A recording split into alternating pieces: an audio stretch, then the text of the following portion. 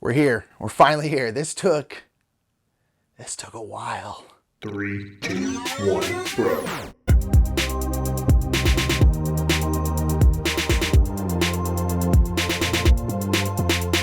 What's up, everybody? My name is Nick Murphy. I'm one half of the Brothers Murph, and this is a 3D printing video. Now, if you're used to our normal 3D printing videos, this one's gonna be a little bit different, and that is because this one has nothing to do with board games. And if you came across this channel because you saw something about markers, you might be like, board games, what do you mean? Well, we are a board game channel, and usually our 3D printing videos have to do with board games. We print out an insert, print out something for a board game, and then essentially talk about whether or not it's worth it. But once we got a 3D printer and we started messing around with it, one of the things I wanted to do was print out a storage solution for my Copic markers. If you don't know already, I am an artist. I like to do art. We always say Mike's the actor, Nick's the artist, and I like to draw with markers.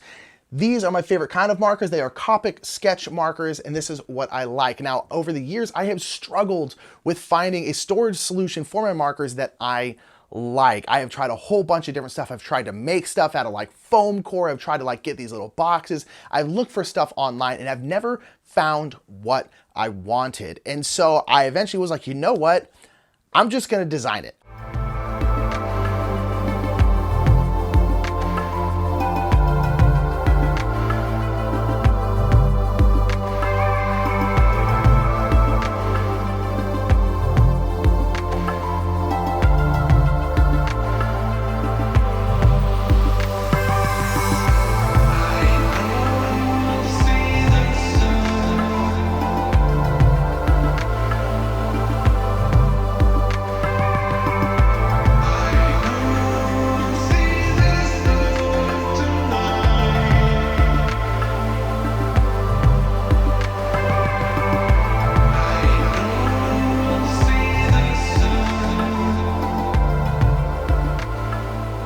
So as you can see, this is a modular Copic marker storage solution that is completely 3D printed. Now, when I went into this whole thing, I had four things that I wanted to do with this design.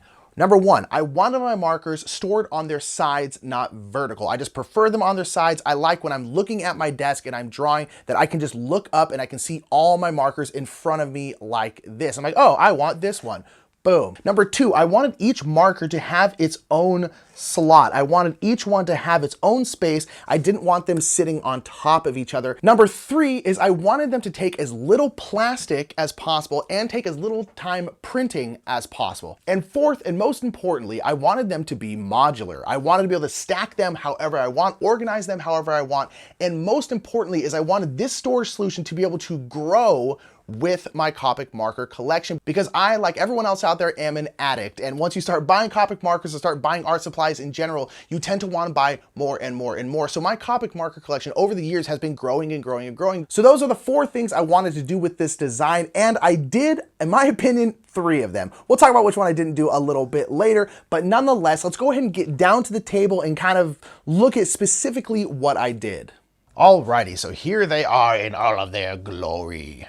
So there are a couple different sets that I have here. I have one that has 6 slots for markers here and then one that has 10. Now, the reason I did that is because I wanted to give people an option. If they didn't have that many markers, they could print out some of the 6s. And I wanted my grays to be separated because I tend to draw in black and white mostly with some splashes of color. That's my personal art style and what I really like. So I tend to use my grays more than anything else. And when I'm using my grays, I'm usually exclusively using them. And so I wanted them to be separate. And the grays, my warm grays, my cool grays, my neutral grays, all for the most part comes in sets of either 10 or 12. So it goes all the way from 00 to 10, that's 12 markers. So having a 6 slot piece was really useful for that. But then for all my other markers, I wanted to have a wider range of them because of the fact that if I had one of these, this stack would be high, high, high, high, high, high. And the higher it gets, the more likely it is to tip over. And so I wanted to be able to keep it a little bit more grounded and to have more room. All right, so let's go ahead and look at one of these without any markers in it. So as I said, I wanted them displayed on their side, and that's why they have the holes this way.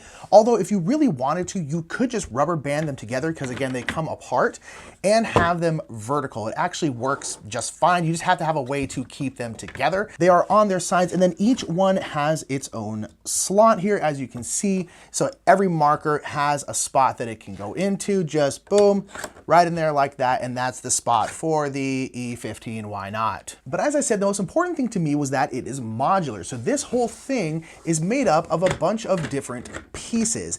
And the whole point of that is really all you need is a top and a bottom, and then you can just print out as many of these middle pieces as you want. And then as your collection grows, you can just print out a new middle piece, pop it in there, and boom, you have space for 10 more markers. So let's go ahead and get into the design of this. This was the main thing that I had to design. So as you can see, there's a slot for each marker, but the slot for the marker is actually cut in half. It's half on this side, half on this side. And that is so that when you have two pieces, you have the bottom part, you have the top part, and when you put them together, they make that slot. And then you have more on top of here, so you can just go boom and just keep on going. Then each time, each half makes up the whole slot. And that way, again, you can print out as many as you want and need, and they just stack on top of each other.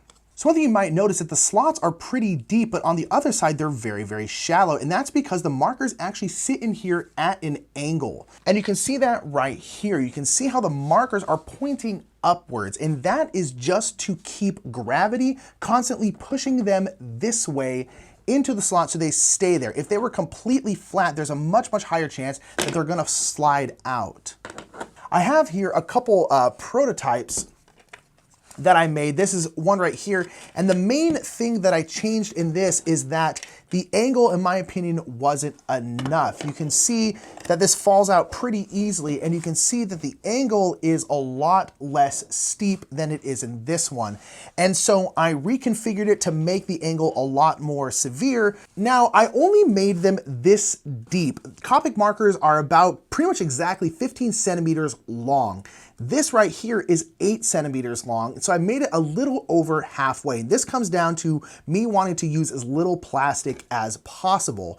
And so I basically tried to make this as small as possible. So it's a little bit over half, and that keeps them in here. But that also makes the angle that they're at very important, because there's only so much here that's holding the marker in place, and that angle just makes it so they hold into place a little bit better. But they also have these little pyramids on top, which hopefully you can see. And then there is a cavity here on the bottom side. One thing with this is, like, if I'm gonna build this kind of stacking modular case, they need to have some kind of locking mechanism. And ultimately, I tried a couple different things, but these little pyramids ended up being the easiest, the simplest, and just ended up working really, really well. And it makes it so they all stay together. And now they never come apart. You just go like this, and they're good to go. And that reason I wanted to do that is a lot of times when I'm pulling stuff in and out, I end up missing the exact spot the marker is supposed to go in. I'll come in here and go boom, and what I didn't want it to happen was me go boom, hit this, and holding just to slide off and fall down. So I needed some kind of locking mechanism for that, and now, again, we never have a problem with them coming apart, and that's really nice. So when I come in and go boom, accidentally miss, and then go in like that, it's no problem at all. Now, one thing that I didn't print out, but I did end up getting, is I got some little rubber stoppers. You can see these little rubber stoppers on the bottom here. These are like the little bubble things you put underneath like glass tables to keep them from moving. Because as you can see, this slides very easily on here. My desk at home is a lot like this surface, kind of a smooth plastic surface. And again, if I am trying to put this in here and I miss, boom. It's not unlocking, but it's just moving around, and that's an issue. But these little rubber stoppers make it so the whole thing doesn't move and keeps them on there very, very easy, to the point, again, you can move it, you have to kind of push it, and it's very difficult. And those little rubber stoppers, I got like 50 of them on Amazon for like $5, and they are incredibly good. You just pop on the bottom just like that, and then bam, and now this whole thing doesn't really move. Now, I'm not going to go too much into the actual printing of them because there was nothing really special about the printing. It's not anything special. I printed it on the draft setting, which is 0.3 millimeters, because I didn't need them to look super pretty. I just needed them to work. The only thing that I did do is I printed them all upright like this. I printed them like this in my printer, and the reason I did that is, one, I could fit way more on my build plate. If I had them down like this, I could only fit like 2, whereas if I had them up like this, I could put them very close together like this and then print like 5 or 6 at a time. And what printing them like this does is it eliminates the need for any supports. If you're printing them like this, a lot of printers can't bridge this little gap. Mine actually could. Originally, I printed them like this, and it did print them okay, but it struggled. It was struggling. I had to do a lot of cleanup work on them. So I started printing them like this, and it was no problems at all. So that's all I really did in terms of special stuff for the printing. There was nothing really special about the printing, which is why I didn't show any of it. I basically just put them on there, printed. I printed pretty quick. I think I printed at 110 millimeters a second, which is very fast because again, I was like, this doesn't need to be super precise. This doesn't need to be super pretty. I just need it to work. So that's really it with the design stuff. There's not much else to talk about. So we're gonna pop back over to Nick's dumb face where he can tell you more about the project as a whole. So that's all the kind of design stuff about this modular Copic marker storage solution thing. So let's go ahead and talk about what I think I did well, what I think I didn't do well, and whether or not I think this is worth it. So the first one, I wanted them stored on their side. They are stored on their side. I like the angle they're at. They're always kind of looking right at you. Even the ones here on the bottom are off the table a little bit and are pointed up so they're looking at you. It's easy to reach everything. It's easy to see everything. And I really, really like that. Number two is I wanted them to have their own spot. Each one has their own spot. I think it's really useful. It means that when I'm pulling out one marker, I'm not pulling out a whole bunch of other ones on top. I don't have to constantly pull it and then push everything back in and try to do like one of those things. I don't have to do that. I like that. I like being able to have them all separated. I also think they look really nice like that where they're all separated. It's aesthetically pleasing. Number three, I wanted them to be modular, and that's something I think actually works out pretty well. In this situation, I can switch this around in any way I want. If I wanted all my reds together, I could just print out enough things for just my reds, print out a top and a bottom, and boom, I have my little reds. You can have every color family separated if you want to. I don't know why you would need to do all that, but you can if you want to. You can have one big stack like this. You can have two smaller stacks, which is usually how I do it. You can have things separate. Like I have all my grays separated, which is very important to me. Being able to switch around and move stuff is huge. And this being able to grow with your collection to me is massive because that's something that I've always struggled with in finding storage solutions for my markers. Because say you get some money, it's around Christmas time, around your birthday time, you get some money, you want some art supplies. You're like, oh, I'm gonna go buy like 10 new markers, 5 new markers, whatever. Oh, but I'm out of space. Okay, just print out another one, pop it in the middle, put your markers in, and you're done. When you're originally printing out the whole thing, it's gonna be a lot of printing, and we'll get into that in a second. But nonetheless, once this part is done, then growing there is pretty easy. You just kind of print out whatever you need. If you buy 20 markers, all right, print out 2 more of these 10s, and then boom, boom, pop them in there, and you're good to go. So it can slowly grow with you as your collection grows. Okay, now let's go ahead and get into the fourth thing, and this is the thing that I don't think I really succeeded on, is I wanted this to take as little plastic as possible and take as little time as possible. To be fair, I do think that I did okay at this, but I think I might have just underestimated really what this project was gonna be. When I first decided I want to 3D print some kind of marker storage solution, first thing I did is go to Thingiverse and see if someone else has already done it. Because I'm like, well, if I don't have to design it, perfect. I can just print it out. That's great. And there were a couple different options, actually a lot of different options on Thingiverse for marker storage solutions, but none of them were what I wanted. There's this one right here, which is a kind of big block Copic marker storage solution. It's actually pretty cool because it has a bunch of different slots for different kinds of Copic markers, whether you have the originals or the chows or the sketches, which is what I have. But the problem is it was one big block, and I put it into my slicer to see how long it would take, and it was gonna take 5 days to print. That seems like a lot. That seems like a whole bunch of printing, a lot of filament, a lot of plastic. I feel like I could do something else. And so I came up with this, which I'm very, very happy with ultimately, but I didn't really succeed on that front because to print all of this was not quite 2 full rolls of filament, and total, I have it all written down, I calculated it all out, total was 165 hours of printing, which comes out to a little less than 7 days. I got about halfway through this project and really realized, I was like, whoa, this is gonna be a lot of printing. Now, that's around 7 days. The other one was gonna be around 10 days. So it is less than that, and it does use less filament. And overall, I think it's just less bulky, and that one wasn't really modular, this one is. So I think this design, ultimately, for me at least, is way, way better.